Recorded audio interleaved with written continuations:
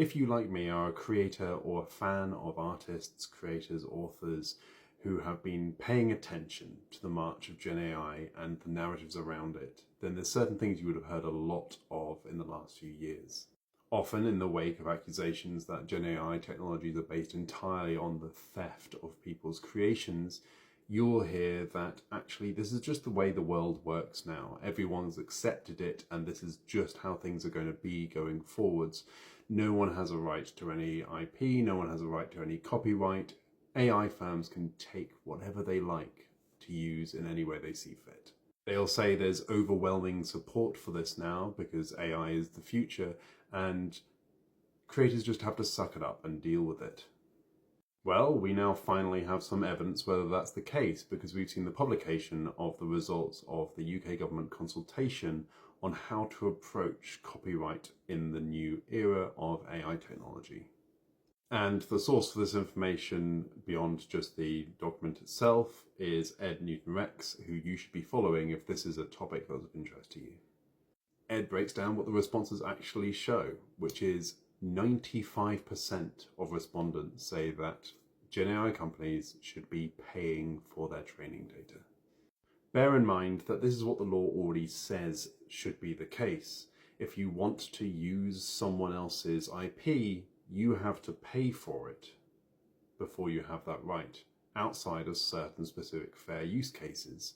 But if you ask the responses for the breakdown in those cases, only 7% of that 95% say leave things as they are and just have the AI companies pay based on the current law. 88% say the laws need to be strengthened to add further protections to people in this new era.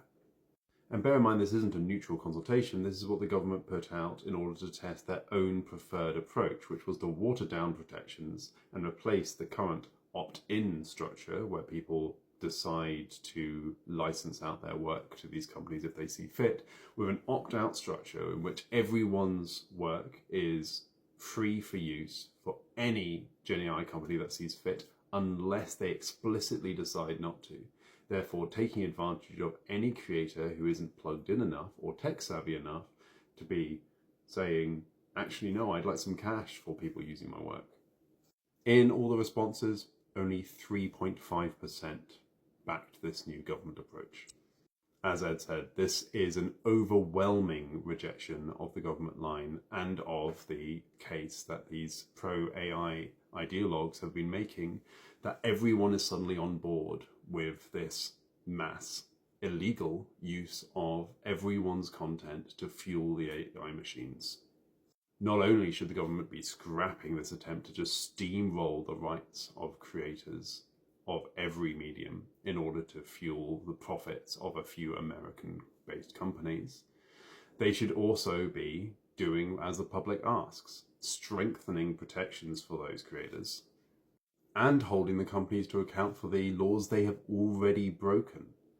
We know full well that vast amounts of the training data that is being used by these AI companies is based off theft. We know because we have seen the documentation. It all came up in the Anthropic lawsuit in the US that was closed quite recently.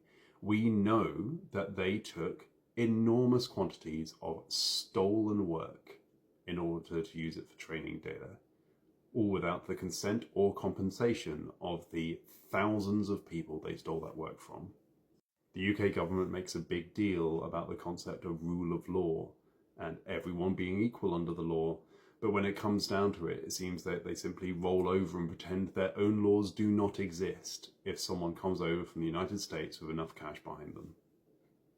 Well, the people have spoken on that, and it's become pretty clear that despite the insistence that in this new era, everything changes and everyone simply has to get into line behind the people making the most money over the United States, that's not what everyone else believes. That is a tiny minority opinion, and we should treat it as that tiny minority opinion that only serves the interest of billionaires at the expense of our art sector. This new era means fighting harder for the survival of our arts, not surrendering them wholesale.